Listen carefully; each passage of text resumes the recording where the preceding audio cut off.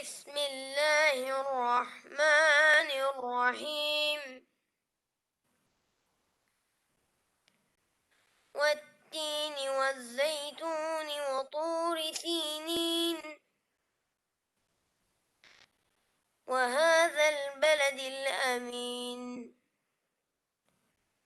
لقد خلقنا الإنسان في أحسن تقويم ثم رددناه أسفل سافلين إلا الذين آمنوا وعملوا الصالحات فلهم أجر غير ممنون فما يكذبك بعد بالدين أليس الله بأحكم الحاكمين صدق الله العلي العظيم صلوات.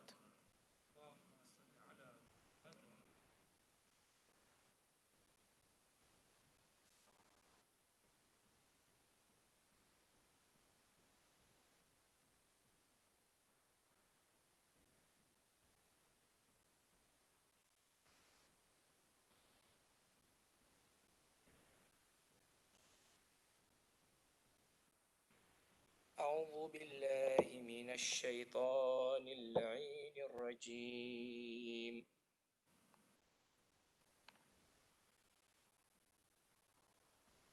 أعوذ بالله من الشيطان اللعين الرجيم. بسم الله الرحمن الرحيم. إنا أنزلناه في ليلة القدر وما أدراك ما ليلة القدر. ليلة القدر خير من 1000 شهر. تنزل الملائكة والروح فيها بإذن ربهم من كل أمر. سلام هي حتى مطلع الفجر.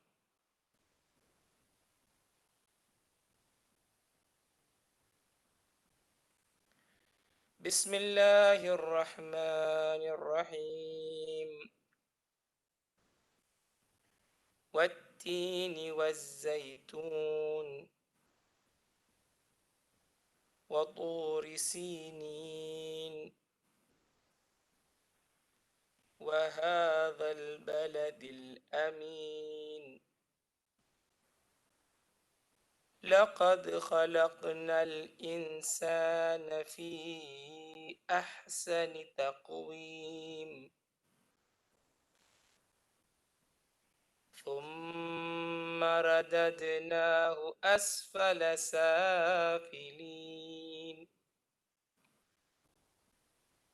إلا الذين آمنوا وعملوا الصالحات إلا الذين آمنوا وعملوا الصالحات فلهم أجر غير ممنون. فما يكذبك بعد بالدين أليس الله بأحكم الحاكمين.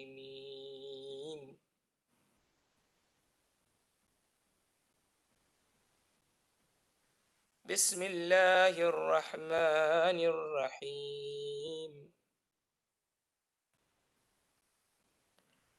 إذا زلزلت الأرض زلزالها وأخرجت الأرض أثقالها وقال الإنسان ما لها يومئذ تحدث أخبارها بأن ربك أوحى لها يومئذ يصدر الناس أشتاتا ليروا أعمالهم فمن يعمل مثقال ذرة خيرا يره ومن يعمل مثقال ذرة شرا يره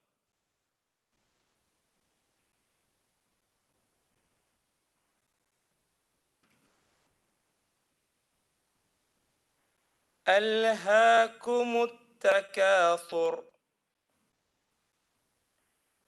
حتى زرتم المقابر كلا سوف تعلمون ثم كلا سوف تعلمون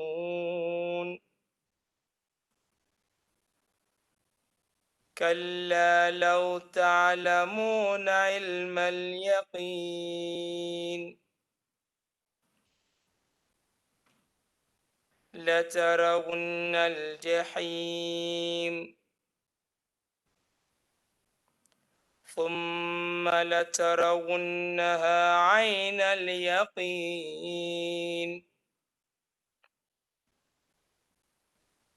ثم لتسألن يومئذ عن النعيم.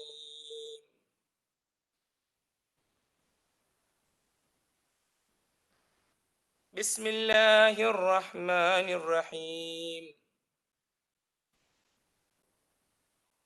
والعصر والعصر إن الإنسان لفي خسر إلا الذين آمنوا وعملوا الصالحات إلا الذين آمنوا وعملوا الصالحات وتواصوا بالحق إلا الذين آمنوا وعملوا الصالحات وتواصوا بالحق وتواصوا بالصبر. صدق الله العلي العظيم. سورة المباركة الفاتحة مع الصلوات. اللهم صل على محمد وآل محمد.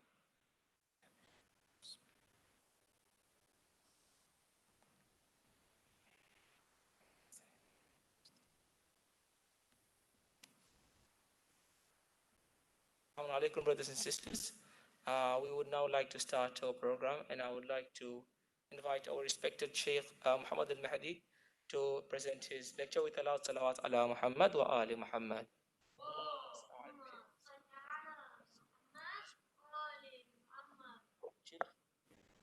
السلام عليكم وعلى الأرواح التي حلت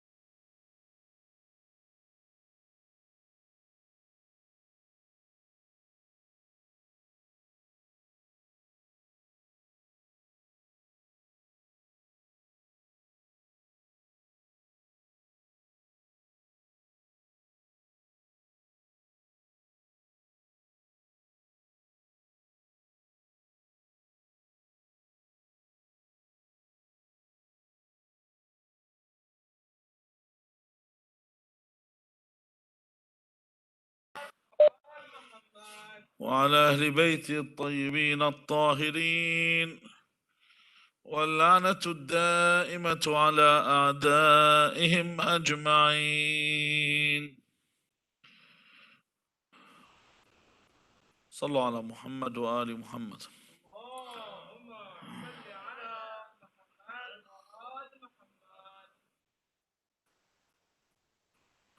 An inherent fundamental that we all know of is what's called lutf, which is benevolence. Bringing someone from wrong into right, bringing someone into away from deviation or saving someone from a danger and involving ourselves. This is where things like Amr bil Ma'ruf and Nahi al Munkar come from, where we enjoin others to do good and prohibit others or prevent others from doing evil. They originate from this doorway or this subject, which is lut. So, depending on the severity of the situation, depends on how much we are involved. To the point that even jurisprudentially, by Islamic law, if you are praying and someone's drowning, your prayer becomes batil if you don't save the person that's drowning. That you have to save the human life. And in fact, even if you notice when a hero does something, you've heard on the news when someone saves someone or helps someone, what do they say when they met or greeted? They say, I did what anyone else would have done. And this is expected of people. They don't say this out of humility, they say this because it's reality. Anyone in this situation where they have to help someone will. And if you don't help someone and you are indifferent, if you are a non-looker, you are condemned by society. If you show indifference in a situation, you're condemned. If you look at, of all the human beings around you, the ones that require the most of this benevolence, this lutf, you will find is the child. The child above all. Allah Azza wa Jal says in the Quran, وَاللَّهُ أَخْرَجَكُم مِّن بُطُونِ أُمَّهَاتِكُمْ لَا تَعْلَمُونَ شَيْئًا. That Allah has brought you forth from the wombs of your mothers. لَا تَعْلَمُونَ شَيْئًا. Now the word here, لَا تَعْلَمُونَ شَيْئًا, means that you did not know a thing. And you do not know anything to the point, if we say the child does not know the most basic thing, and that is that they exist. If you take a look at a newborn, they don't even know. If you notice their hands, they move in a manner, they don't even know that their hands are there. You know, as they get older, they start to look at the anatomy. The child starts to notice their hands, they start to notice their feet. See, at first, they have no knowledge even of this, that they are existing and that they are living. They are unaware of all their surroundings. Now, the difference between the child and you'd say, and this mumbar that I'm seated on, is the child as a predisposition. The child has susceptibility. The child has fitra. The child has what we call aqabiliyah, which, as I mentioned, predisposition to learn. They can improve. Whereas this inanimate mumbar doesn't have that ability to improve. So although this child that comes into existence has nothing to begin with, they are ready to absorb like a sponge. Whatever you give them, they will learn. وَجَعَلَ لَكُمُ السَّمْعَ وَالْأَبْصَارَ وَالْأَفْئِدَةَ لَعَلَّكُمْ تَشْكُرُونَ. That Allah gave you hearing, and He gave you sight, and He gave you heart in order for you to be grateful. So you have these parts in your body, or these abilities in your body, or these senses that you have that are ready to accept and for you to acquire from. From the first day that you were born, your ability to acquire. You're supposed to acquire. In fact, this is why the Messenger of God, sallallahu alayhi wa alihi wasallam, says, اطلب العلم من المهد إلى اللحد. From the cradle to the grave to acquire knowledge. From the cradle, al-mahd إلى اللحد, because you are acquiring knowledge. And this building goes on until we said what? The grave, till death. Anything that you say or do will stay forever, whether it's a good example or a bad example. And it's something that's very touchy, something you need to think about. I remember once there was a gentleman, he was standing, well, we were I think we were in high school at the time, or the end of high school. And he said, "May Allah damn this person." And I said, "Why would you say that about a guy?" And he said he was the first person to take me into an RSL club and teach me how to play the poker machines. So I smiled. He said, "Why?" I go, "Subhanallah. When someone does something good, or say they're praying, they say, Rahamallah, so and so, he taught me how to pray." In the same token, when someone learns something bad, they curse the ones that taught them the bad thing. And not only that, this person carries the weight of this. So you become an example for others. If you take a look at Qabil, the first son of Adam, the first one of our race to commit the crime of murder.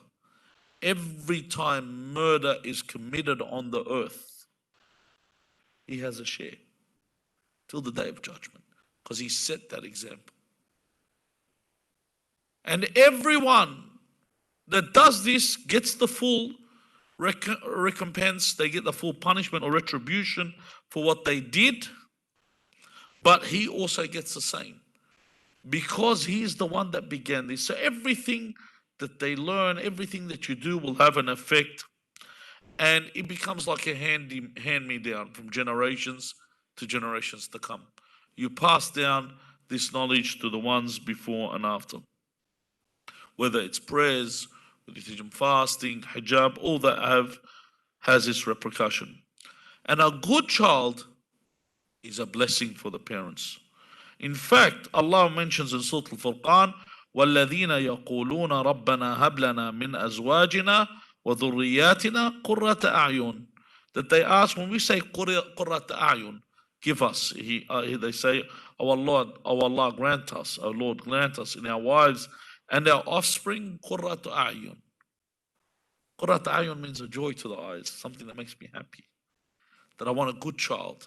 You have a good child. You see those parents that complain about their child. It's a pain for them. But when they have a good child, they're happy. Wherever their child goes, why should you be happy? Of course you should. Wherever your child recites something, what do people say? Rahamallah waldik. May Allah have mercy on your parents. You know? And whenever you do something wrong, people say, "Oh, poor upbringing." That's the first thing they blame. They always blame the parents. So I need to understand, because I have this sponge with me, this child, and this sponge that absorbs. I need to understand the method in which a child learns. To teach a child, you need to understand the method. You know, some people think if I teach the child a certain thing or a certain way, it works. Every child works differently. But one thing I know for certain, and you know this too, a child does what they see, not what you tell them to do. They look at you. The child wants to emulate their parents. And they emulate anything around them when they're watching back. You know, sometimes you see your child's watching YouTube videos, or they're watching a cartoon, or they're watching something, they do exactly what they watch. Because if they're watching something that is educational, I remember I was at one center and a young boy was seated with his father. He was probably about 4 years old. And then the father asked the child to recite some of the Quran. And this kid knew about 12 or 13 surah by heart. I said, wow, you know. And I said to the father, you've done a good job. He said, YouTube. I said, are you serious? He goes, yeah, YouTube. He said, I was watching one of the videos, then my son started watching them. So I said, this guy likes them, and he started learning. And I said, man, look at how it worked out for this guy. He lucked out there. His kid's not, twerking or doing something like that, or doing some kind of dance that he's learnt off YouTube. He's learnt to read the Quran from that. So the child, does whatever they see. That's the first thing. It comes with a child. But having a child, I need to realize the rights of children and what they are first. If you look at the standard of what Western and Islamic human rights look at, they look at the living standards, the healthcare, education. These are what they consider the rights of children. That the children are protected because they are vulnerable. But with Islam, we look way beyond this. We need to take a look at the rights that Islam covers that the West doesn't cover. The first right that we look for a child in Islam is before they are born. The rights of children begin before they are born. That the right of the child to be born in wedlock, this is one of their rights. To be born halal. For me not to have children illegitimately. This is the first right that we have Islamically. That the child is born in wedlock. And I remembered one of the narrations with finding a good spouse is the child. We said the criteria for a good husband, the criteria for a good wife, that this child comes from good parents. And these parents are married, that I bring this child into the world in this manner. So they're right. If you take a look, some people will say, and what if they're born out of wedlock? Well, there's a lot of problems with people born out of wedlock. They're going to live a different life to everyone else. In fact, you take a look at the biggest monsters in history. If you look at the biggest serial killers, Ted Bundy, the son of Sam, they were all born out of wedlock. If you take a look at Saddam was born out of it. Saddam doesn't even know. I don't think he even knows who his mother was, let alone his father. People like that. If you take a look at these types of people that rule the world, the tyrants that rule the world, all the celebrities, all these caliphs, if you go through their birth, you're going to be in some cocktail. You're not going to even know where to start from. Even when Imam Hussein alayhi salam speaks to Ubaydullah ibn Ziyad, what does he call him? He says, Ala wa inna da'i ibn da'i. You know what da'i ibn da'i means? Da'i means the claimant, the son of the claimant. And no, we're not in a courtroom. The claimant here means that Ubaydullah claims that Ziyad is his father. Ibn da'i, that Ziyad, just give you an idea who they were. Ubaydullah, when you read Ziyad al-Ashura, we say Ubaydullah ibn Ziyad wa ibn Marjana. Why do we mention his mother? Because it's questionable as who his father was.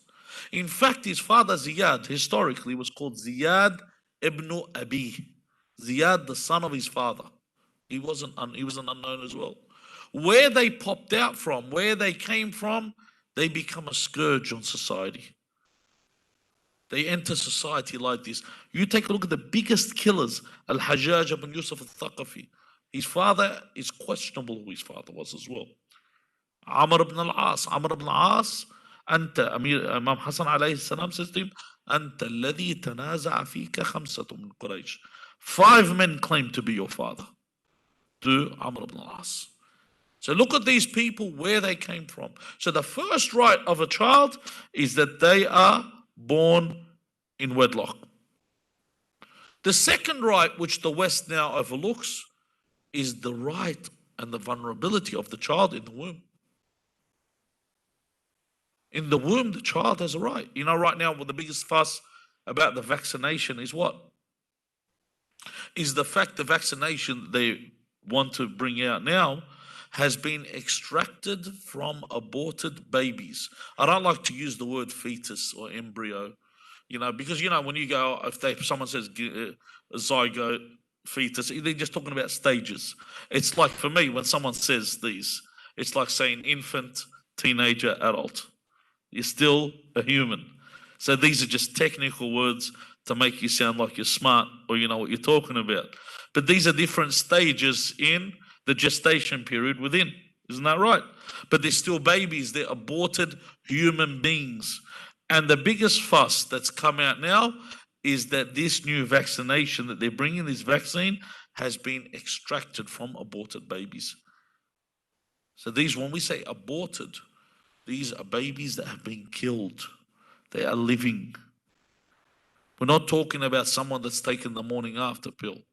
We're talking about people that are actually killing, not only in the first trimester or the second trimester, even in the third trimester, that you're allowed to abort this child. And in fact, it's offered to you.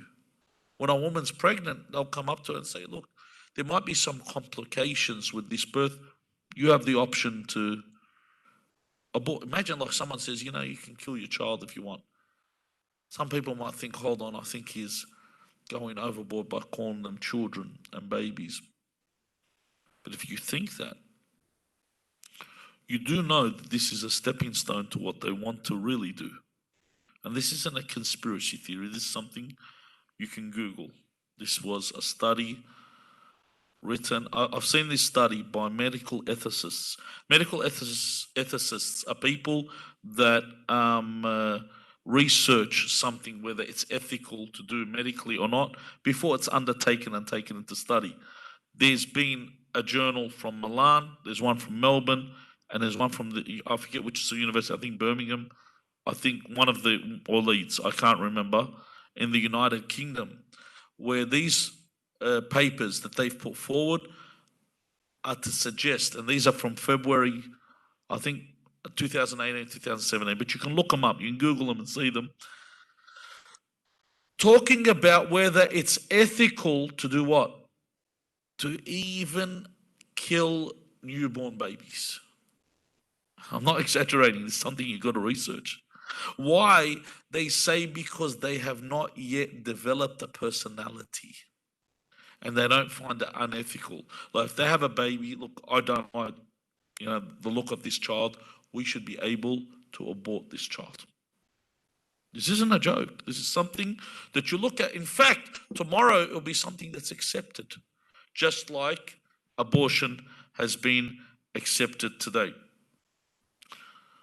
And this is something that people have taken lightly, whereas Islam, not only can't you abort, the child has the right of nafaqah. You know that you have to pay alimony or maintenance for the child while they are in the womb of the mother. Isn't that right? You have to pay for them at this point. You have to support them even because we consider them to have rights at this point. The third right that the West doesn't look at is they say the child has a right to have a name. We don't say that in Islam. We say the child has a right to have a good name. Not a name, a good name. You can't name if you look at the names that they do now, like someone actually named their child at, the symbol that you say at Hotmail or Outlook or whatever, the at symbol. Someone named their child For Real. Someone named their son Adolf Hitler and their daughter Aryan Nation. And then those celebrities that named their child after a compass northwest. Like seriously. Compass direction, they named their child. Now, this is what it's got to at this point, where people name outrageous names. Of the rights of your child is for your child to have a good name. This is the haqq. Not to play around and name them all kinds of, nifty pigeon or something like that, to come up with some name just so you can sound cool. Have you seen those that put 17 different words after each other? It's as if they're getting a tattoo on their body. They just put a weird and crazy name. Now, when it comes to raising the child, like I said, the child sees and does what you do. The thing you need to understand about your child has been raised for a different era than yours. Someone once sent me, I think about a couple of weeks ago, 3 weeks, someone sent me a tweet that someone apparently said that this hadith is false. It isn't false. It's a true hadith. But someone had written that it's a false hadith, and it isn't. Usually people put up false hadith and attribute them as true. But there's a hadith that Imam Amir al-Mu'mineen alayhi salam says, do not raise your children like you were raised, because they were raised for a time different than yours. This is a true hadith. Although someone suggested it wasn't, it's an actual true hadith. Your children are from a different era as yours. Different way of raising, different people altogether. You might think your youth was awesome. I do. I sit there and talk about, going to the park. We used to play cricket in the park, play football at the park. Yes, we used to call it football, not soccer. We used to go down to the park and you look at your kids. But then again, if I had a tablet, there's no way I'm going to the park. Think about it. I mean, you see the technology they have now. If I had a PS4, there's no way I'm playing cricket. The technology is different. So the child sees things differently. The child sits there rather than enter an obstacle course. The child will play Fall Guys or something like that rather than do the obstacle course themselves. This is what the time we're in. And we have to deal with this. I can't sit there and shun. I can't sit there and cut it off. I can't say I can't say my child can't have these things. That's what people attempt to do. And it becomes like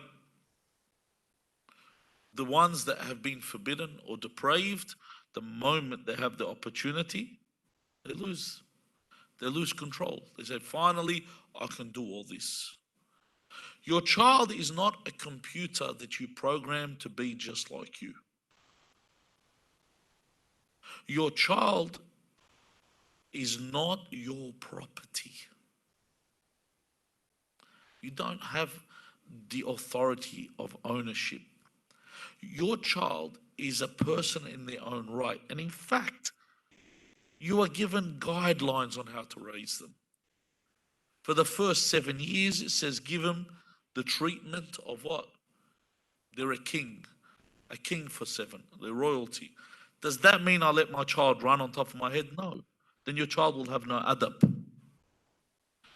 What it means, if you have some people, they say, Amir for Sabah. That means he can do whatever he wants. If he wants to poke holes in the TV screen, good luck to him. No. That makes your child, what? Insubordinate. It makes your child someone that is too spoiled. And if you spoil the child, we have a hadith, and Imam Qadim talks about those that spoil their children.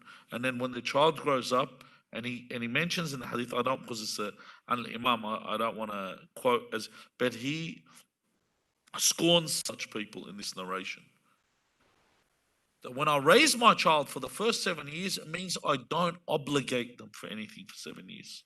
They're playing. You let them play for 7 years.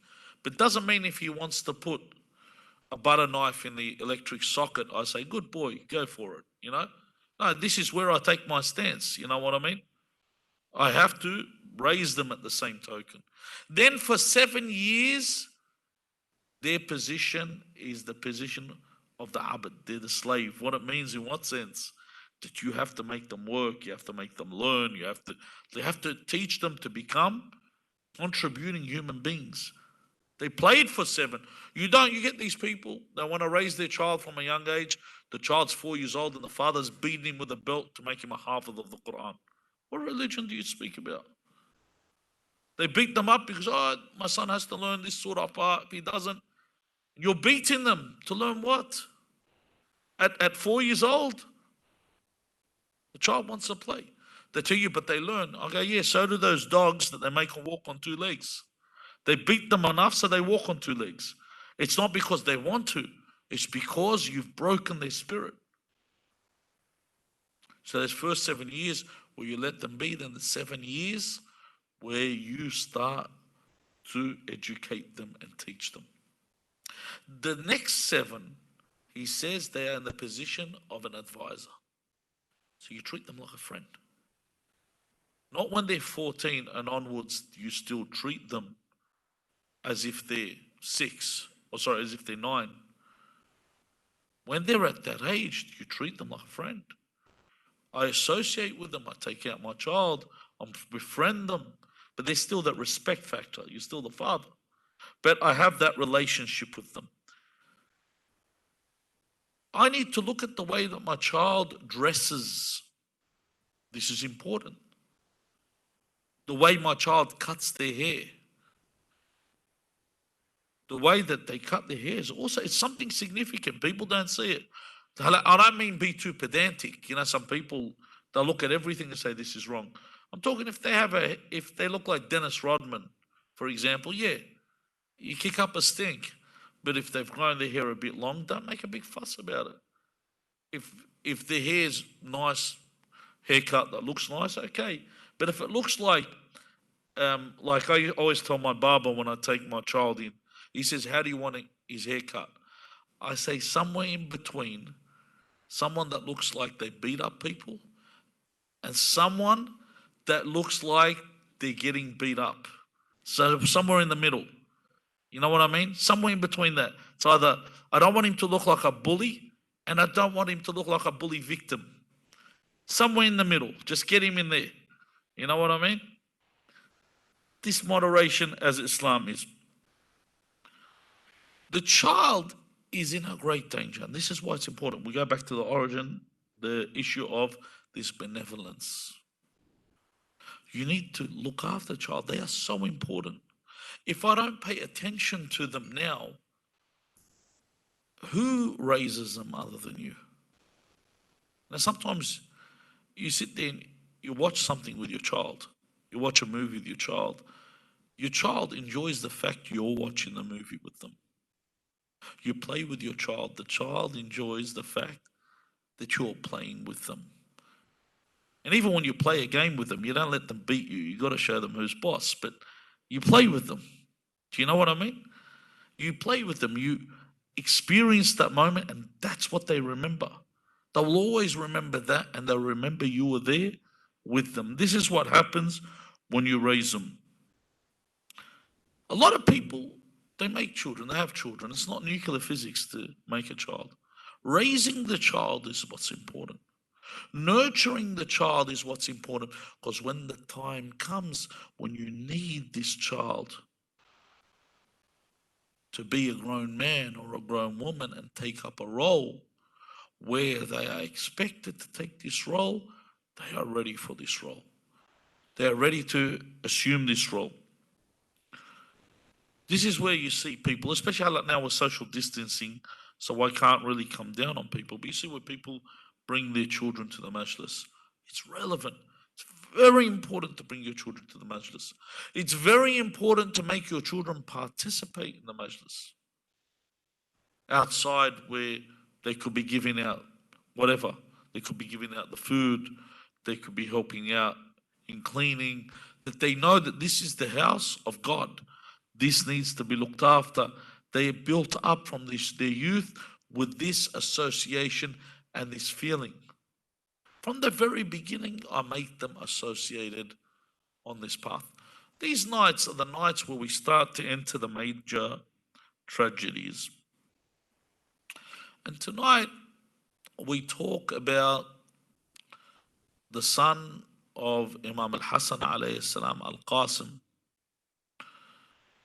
When we talk about al-Qasim, we need to begin first to understand that al-Qasim ibn al-Hassan was the son of Imam Hassan, the second Imam, but he was raised by Imam Hussein, the third Imam. So pretty much imagine that your brother has passed away and his son has become entrusted to you. And this is the remnant of your brother. When you look at your brother, your nephew, you remember your brother. And this is someone you raised that was with you. So on the night of Ashura, when Imam Hussein alayhi salam brings all his companions and he talks to them about the situation that they are in and that we are going to die, whoever remains will be killed. And after a while, when everyone has cried and accepted, Al-Qasim comes up to Imam Al-Hassan, this is on that night, and says, my uncle, am I of those that will be martyred too? So Imam Hussein alayhi salam looks at his nephew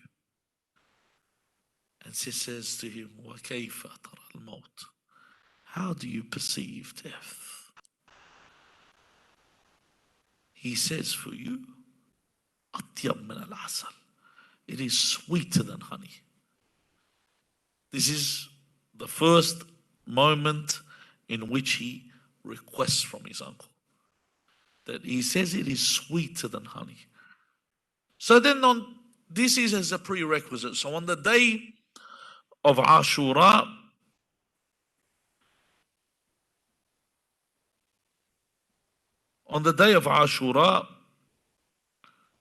and one companion after another heads off to fight until they are all martyred. Now Imam Hussein alayhi salam is left with his family. And like I mentioned, Al-Qasim ibn al-Hassan is someone that it says he was around the age of 13. Ghulam lam yablagh al-hulm, as they say. He was still a youth. He had not gone into adulthood. Very young. This is what the enemy mentions when he rises against them. But at this point, every time Al-Qasim comes up to Imam Hussein to request permission to fight, Imam Hussein alayhi salam moves him away. He doesn't want him to join in the battle. He doesn't want him to fight. Because every time he looks at him, he remembers his brother Al-Hassan. And he looks at this child. He said, am I really going to allow this child to go fight? And this child is eager. He cries to his uncle. His uncle will not let him go. So he returns to his mother to complain of his plight. That everyone has fought, people have fought, and they have died, yet I have not been given permission. And then his mother reminds him of a letter that has been given to him. And this letter is meant to be opened at the time where he is in great sorrow or grief, or has a great hum, a great worry. And she says, there's no time like this. So he opens the letter, and this letter is written from his father, Imam al-Hassan alayhi salam, concerning this particular day. He says, if you see your uncle, Abu Abdullah al-Hussein, wahidan farida, you see him all alone with no companions and no helpers and no aids, do not leave without dying in his way. So Al-Qasim comes up to Imam Hussein and he gives him the letter, and he says to Imam Hussein, look at what my father has given me. Imam Hussein alayhi salam looks at the letter and he weeps. He weeps because he sees there's no choice here. Then he looks at Al-Qasim. He goes in and gets the turban, the amama of Imam al-Hassan alayhi salam, and it says he cleaves it in two with his sword. And in one half he wraps him with it, and in the other half he makes a turban and he places it on the head of Al-Hassan. And then he holds on to him and he cries until he falls, because he cannot bear to farewell Al-Qasim. He looks at Al-Qasim, he can't even bear to farewell him. How could I farewell you? He looks at his youth. He has not been married. He has not even experienced life. And it's a youth that is so vibrant, so young, so lovely. A youth that is from the progeny of Rasulullah. And the Imam sees it in such a difficult stance for him. So then he farewells him, and as he stands, the enemy see him. Upon seeing him stand there, because he was walking with his sword, walking towards the enemy say, who is this boy? We have never seen this boy.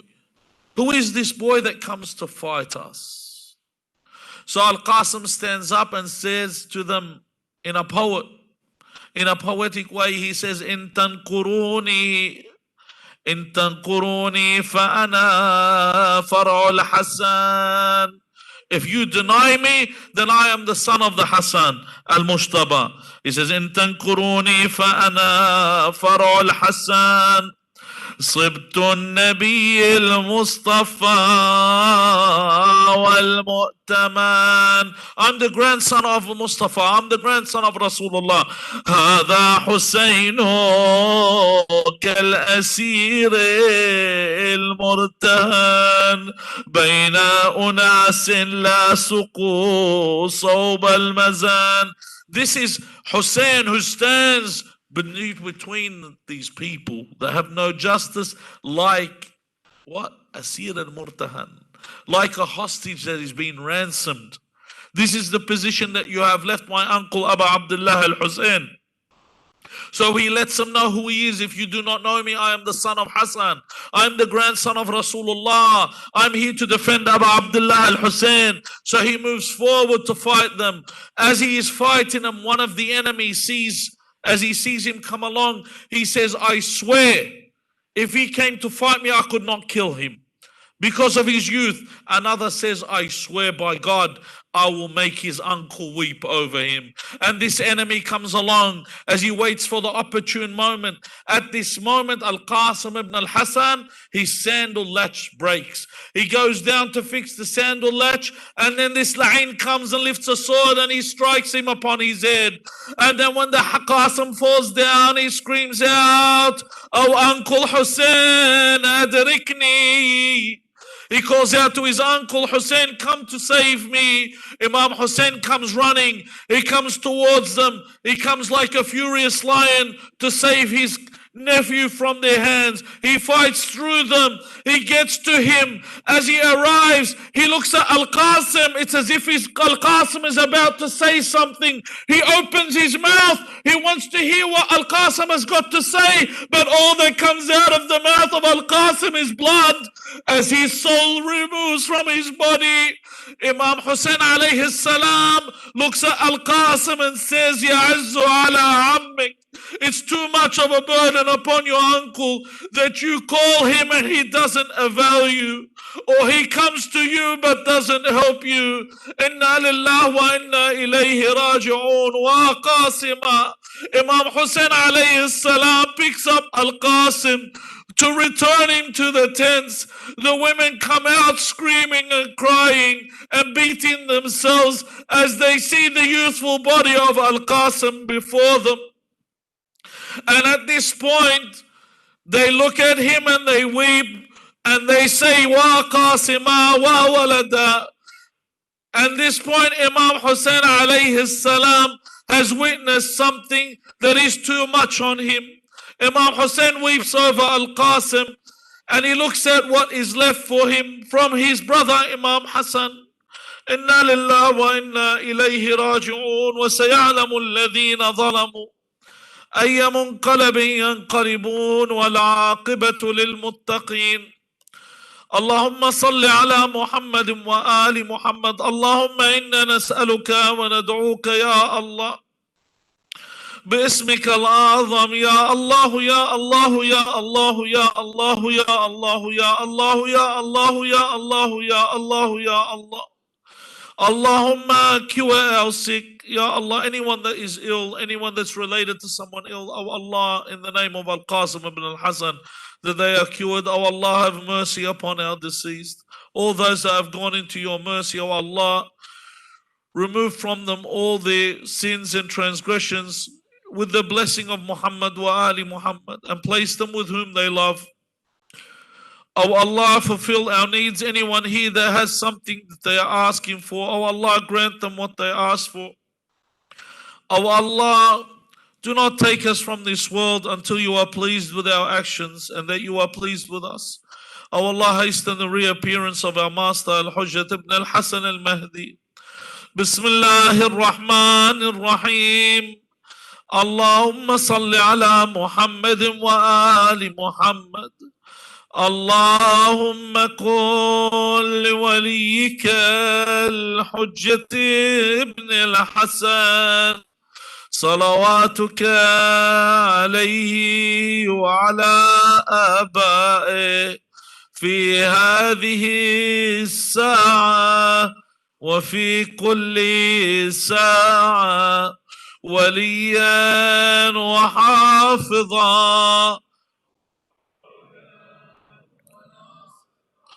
ودليلا حتى تسكنه وتمتعه برحمتك يا أرحم الراحمين. السلام عليك يا أبا عبد الله وعلى الأرواح التي حلت بفنائك. عليك مني سلام الله أبدا ما بقيت وبقي الليل والنهار، ولا جعله الله آخر العهد مني لزيارتكم.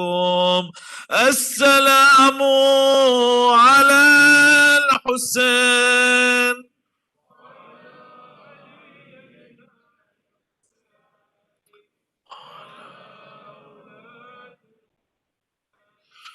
وعلى أصحاب الحسين ورحمة الله وبركاته، وإلى أرواح المؤمنين والمؤمنات، وإلى أرواح موتانا وموتاكم. رحم الله من قرأ سورة المباركة الفاتحة مع الصلوات.